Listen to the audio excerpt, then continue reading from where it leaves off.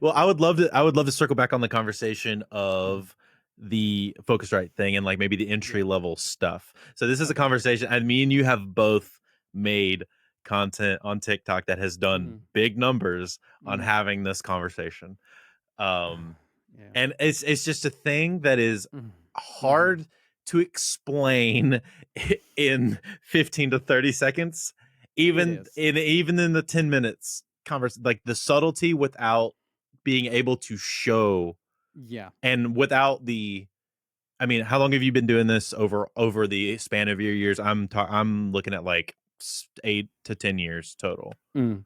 Um So I've been like, how long have I been like just like recording and Producing, yeah, engineering? just Oh recording and stuff. God, Yeah, 18 yeah. years. Yeah, Yeah. yeah. So Hmm. yeah, like 10 plus years, Hmm. 20 plus years between the both of us. Hmm. Like explaining that with our ears, like the way we hear Hmm. stuff is also a very weird and complicated thing to explain. And it's personal. And that's Oh the yeah. thing. Here's the secret of all of it. And I learned this when I was like in audio school, and I think I was asking like really dumb questions as to like how to get bass to sound like that. And he was like, I'm going to show you how to use a compressor.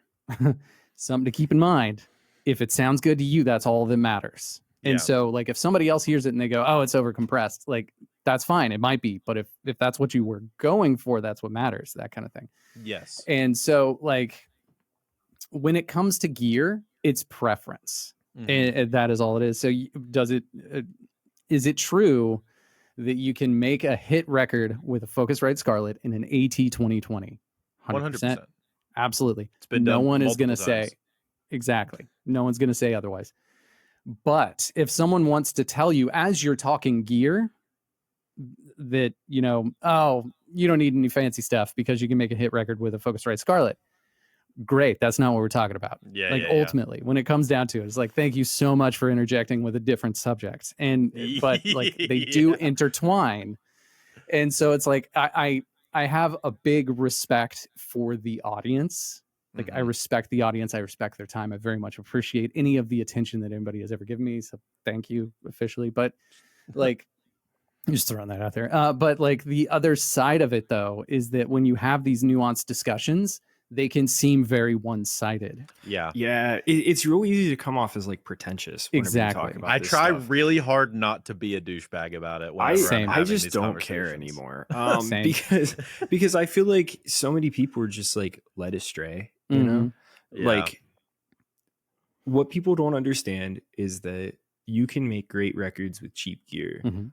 But if you want to really figure it out, if you want to have the tools and resources available to like ensure that there is no filter between the artist and like what they're trying to convey, then like you have to learn about this stuff and Mhm. you have to like maybe invest in some stuff too, you know? And I don't think that anybody should go out and just buy like a bunch of golden age mic clones, Mhm.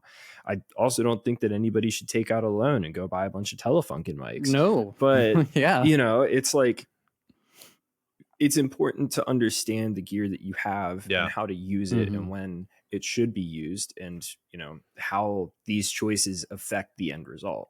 Yeah. 100%. Yeah, there comes a time where gear discussions become important, but it's not important to the artist or to the art. Yeah. It is important to the person that's producing the art because like ultimately, and like one of the comments that like stuck out a lot to me is somebody said on a video that I made recently, they're like, in my opinion, a good preamp can make the difference of about 10%. And so it's not worth it. And I'm like, 10% can be a That's game kind of a changer That's a to an lot. that's a that's engineer. that's a difference, but 10% that's across 10% across. yeah. 50 vocal tracks? Yeah. Yeah. Are you kidding me? We're talking You a know what I mean? 50,000% difference now. Yeah, Yeah, yeah, I know math. Yeah. Just to do the math real quick. Yeah. Yeah. 50.5% better yeah. because of preamps. So Yeah, spend yeah. more money, guys. Yeah.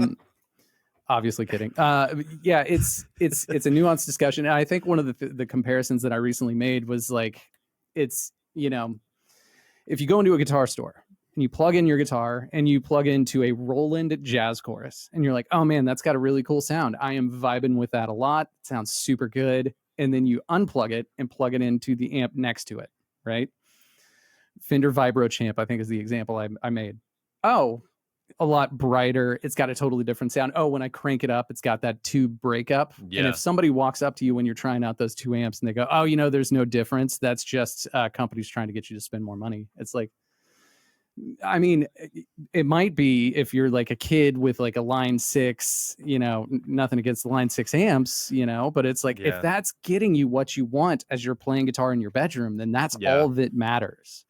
That's an interesting thing to bring up, because I just saw this vocal producer that's in one of the discords I'm in. He's very successful, and he has some very, very opinionated takes on gear. And I mean, just because he's been in it for a long time, he's like, I know that if I have this, and this, it's gonna rip. And he's produced Billboard top charting stuff. His name's Matt Beckley. He's worked with like Katy Perry and Camila Cabello. Oh, sweet. Huge. And so he loves Chandler DG2s on vocals into an 1176, preferably a Slate Dragon. And he's been trying a bunch of other stuff, always does. But what I thought was interesting is he said whenever he demos mics for artists, he doesn't just set them all up and have the artist sing in the center of them and then pick the best sounding mic. He sets up the mic, cuts like a verse or a chorus, then he sets up the next one, does the thing. He has him hold an SM7. And because his point is the microphone choice isn't always just about how it sounds to us as the engineer. It's also about how it sounds to the artist while they're performing. Yes. It's like, dude, someone's going to perform a lot differently through an SM7 into a Scarlett than they are, a U47 into whatever, and especially depending on the type of the song, if you have a moody Americana song and you have an artist sing into, a 47, they're going to sing it a lot differently than if it's through like a C800. Yeah. I mean, I remember, just to kind of underline that point, like the first time that I patched in an 1176 on the way in, and because it was on the way to tape, and I was like, you know what, it just sounds good, I like it, I'm going to commit to it. And because it was on the way to tape, like the artist heard it, and because he heard it was compressed in his headphones as he was performing, that performance went up like 12 notches.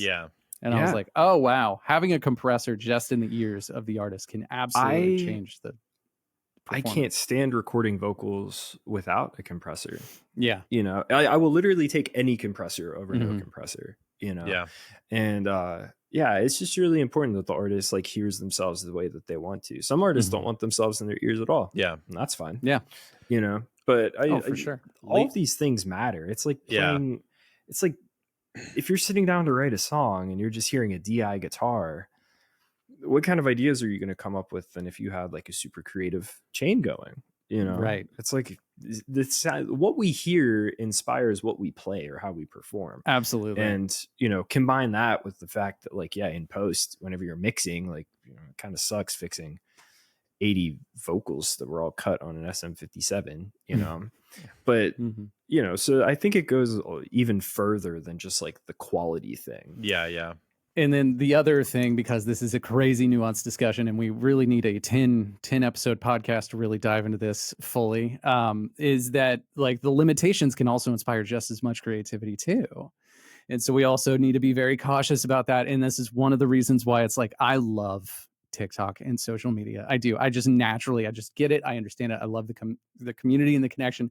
I've never been shy of the camera. I love that. But the other side of it is that I hate it so much because you only get this much of a gigantic conversation.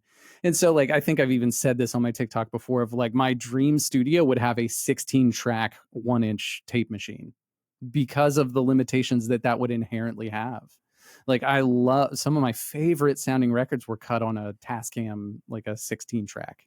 Yeah. I want a Porta Studio so bad. I have one, like it's like not like a fun, it's one of the like blue ones from like the 90s. It's like the Porta Studio 424 or something like that. I have it in storage. Those are the cool ones. Those are pretty cool. I need a power supply for it. Get one.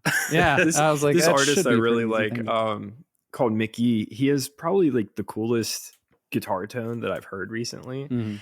And a big part of that is he runs the guitar through one of those old Porta studios, and the preamps were so bad on them that they go from like clean to like super distorted really fast. And it sounds so cool. Yeah. No, oh god. Yeah. I love all the weird deep cuts for gear. Same. Yeah. Stuff you can find on Reverb real cheap. Like, okay, so there's this old Behringer mixer, and someone who knows more about this may be able to correct me. I don't know the model number or anything like that, but it's these tiny, like, and when I say like, I'm gonna hold up my fingers, it's like less than a quarter inch is the size of the knob of the preamps, and this is like a mixer that was just considered to be total trash back in the day. I know metalcore guitarists that specifically seek those things out, and they've become weirdly rare pieces of gear because they love how that preamp sounds with an SM57 on a high gain guitar cab. Interesting. That's crazy. I know. That's like the PV. Is it the Rage? There's the Rage. There's so many PV amps that I love. Oh, one of the PV amps that was selling for like $50. Like recently, someone found out that it was used on this huge record, so they're selling for like $600 now. I hate that so much. Yeah, dude. But PV also made the same exact amp with a slight circuit change, and they sound nearly identical, and you could still get those for $80. Yeah, and it's like, and then there's the PV Bandit is another one. That's the one. Oh, that's the one. It's the Queens of the Stone Age guy used it on that first record, and to be totally frank, I don't like those guitar tones personally. But with that being said, it's that whole thing of like, oh, it becomes this amazing, cool story, right? And it's like, I always reference the one of Julian Casablancas during the Is This It record. Like, and like, I've heard two different versions of the story, and I think they're both true. So the first is that Julian Casablancas recorded into a Avalon preamp, and it was like cranked up and got some tube drive. And like, okay, I think that's probably true. But the other one that I've heard is that they reamped it out to a PV Backstage Plus. And then they actually cranked the gain on the Backstage Plus and recorded the Backstage Plus, and that was the main vocal on the record. And so it has that like kind of like roasty, toasty kind of vocal tone. Super sizzle. Yeah, the sizzle spanks of the Strokes. I call that amp the Julian Casablancas toaster oven, and I use that like all the time. I've recently heard that they did. I don't know which album it was, but I recently heard that they were recording him, and then right next to him was an amp with a mic on the other side of the room, picking up the sound of him and this amp cooking at the same time. Yeah, that's pretty cool.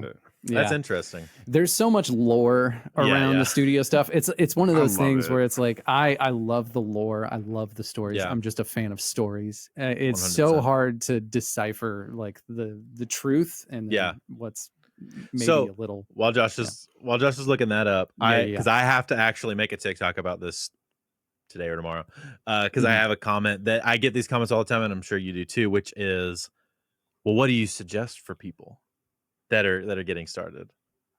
What do I suggest in the studio? Yeah, and so like I normally go for like, I really like the Volt stuff. Yeah, I think the Volt is like it's super cost effective, single channel, in my opinion, better than the Focusrite. Just for the A to D is like so much, and the D to A is so much better. It is. So with one drawback, but depends on which one you get also. So yeah, absolutely. And I have a Volt somewhere as well. It's okay. So I think they're cool. I think I have the 276 or something like that, which is with the one with the compressor with on the buttons. Yeah, and it's got like the vintage mode and the 1176 compression or 76 compressor. Yeah, that to me is mostly, that's kinda, whatever. Just kind of kitschy and whatever. But okay. My thing with beginner interfaces is this: you're always going to make some sacrifice. You just have to decide what is the most important sacrifice to make for you. Focusrite Scarlett. I call the best word that I have to describe a Focusrite Scarlett is benign. It is not necessarily inherently very problematic, but there is nothing about it that excites me when I hear it. Yeah. When I hear the preamps, they're generally clean, and they generally on the top end give me an annoying bump. and that could also be genre specific as well. I'll also say to this is genre specific, because if you are doing like any kind of heavier or loud music, the Focusrite immediately becomes a problem. Yeah, because that top end, like, and everything's just clipping constantly because it's got no pad and no restraint at all. Exactly. And then, you know, the thing is with like Focusrite, I respect the company Focusrite a lot. I'm actually talking into a Focusrite ISA right now. I love the ISA series. Yeah, but those are fantastic. Those are designed by Rupert Neve, and transformer based preamp designed by Neve. Yeah. And the not the red Scarlet, the other one, the one, Claret. the Claret. The Claret. They're good. Yeah. They're great. Well, they're decent. Well, like for the price point. Yeah. Oh my gosh. Yeah. They just updated the conversion on those. Yeah, they did. They're speccing out really good, like almost as good as Lynx. They're going up to they use the same conversion as the red line for the new Claret line. Oh, that's interesting to me. Yeah, they updated them and the price is still the same. So you could get a really good 8-channel for $1,000. Because like the red line stuff was they're crazy. Really fucking top notch. Yeah, I love that stuff. Anyway. So when it comes to beginner interfaces, there's usually like a handful of companies that people gravitate towards, right? Sure. So there's like, okay, let's just go down the list. Universal Audio. Pros. Generally it sounds good. I don't think there's anything problematic. However, it can be a little sizzly. It's not an unpleasant sizzly, but even, and I've noticed this, if I listen to a mix, if I'm just mixing and it's going out of a volt, that sizzle is retained. Yeah. And so there's just something very Universal Audio-y about it. No, that's fair. It's not bad. Yeah, it's not bad. It also gets you into the ecosystem, and then once you kind of start scaling up into the other side of things, like it can be a positive if that's where you want to be eventually.